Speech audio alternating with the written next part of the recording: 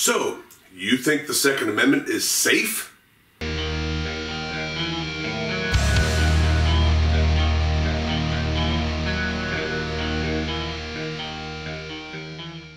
Hello everybody, and I want you to think back a few years to article headlines like this.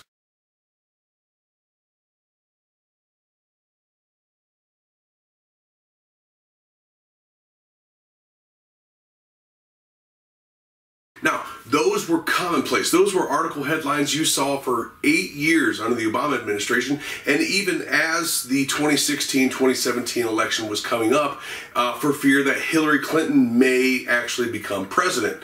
So, what do we have now? Well, we have headlines like this.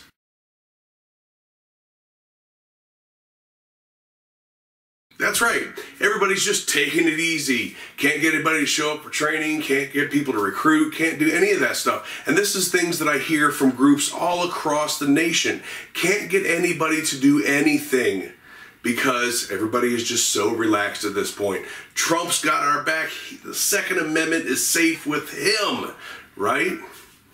Wrong. So we have 4 gun control bills. 2 of them have already passed the House. 2 of them are in committee right now. And I'll get to those in a second. But I want to talk a little bit about our dear President Donald Trump and the anti-gun attorney general that he has. I want to talk about his support for red flag gun confiscation, his support for no fly, no buy, his support for his historical support for assault weapons bans, and of course him bypassing Congress through executive action in order to push through the bump stock ban. Yeah, you really think that the Second Amendment is safe with him even if he says he'll veto gun control measures. So, what gun control bills are we looking at right now? Well, like I said, 2 of them have passed House already, one of them being H.R. 8, and it is the background check bill. It's of 2019, and basically it extends background checks, universal background checks, meaning you can't let your friend borrow a gun, you can't do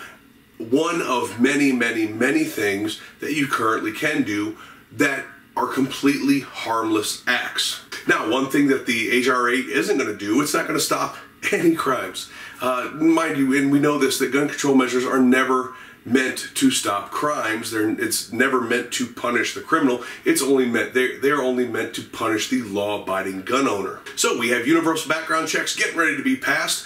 Mind you, and I know some people are saying, well, it has to go through Senate, Senate's Republican control, blah, blah, blah, blah. Yeah, don't be so naive. It only takes a handful of Republicans, and we all know that the Republicans that we have in the Senate, in government, all across the government, including the president, aren't really conservative, constitutional Republicans like we would like to see. Now, the second one that has passed is H.R. 1112, the Enhanced Background Check Act. Now, didn't I just say that, right? No. That other one was a universal background check, meaning any firearm transfer, meaning here, hold this, now makes you a felon. This is the Enhanced Background Check Act, and that means that we go from the 3-day waiting period to a 10-day business day waiting period. It used to be 3 consecutive calendar days. Now it's going to be 10 business days, meaning Monday through Friday, before they have to get back to you. That is the delay. And of course, after the delay, after the 10-day delay, they can delay you. You have to then go through, you have to petition to have them relook at it.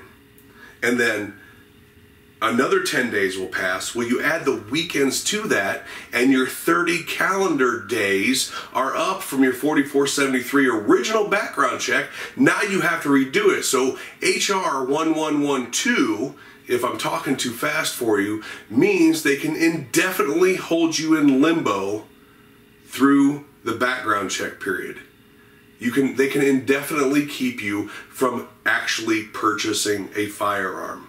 That's what H.R. 1112 is.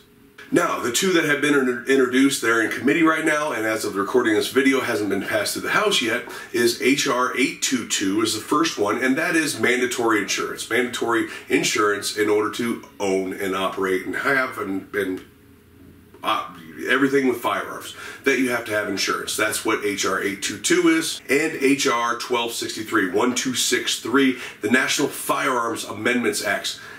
Sounds a little like National Firearm Act, doesn't it? Well, that's because it's meant to. The National Firearm Act. So this is an addition to the NFA. NFA being what regulates full auto rifles, what regulates suppressors and things of this nature, and explosive devices and whatever else.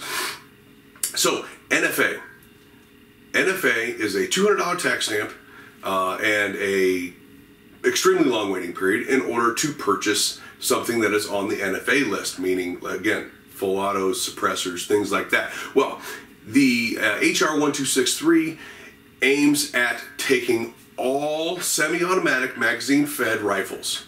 That is, magazine-fed shotguns, magazine-fed ARs, AKs. It doesn't matter what the round capacity is, as long as it's a detachable magazine, and putting those on the NFA list. Meaning that if you want to buy an AR-15 with a 10-round magazine, you have to pay an extra $200 tax stamp and go through a rigorous background check and waiting period to do so. Take it easy. I understand why everybody's sitting back. I understand why I have to see headlines like this.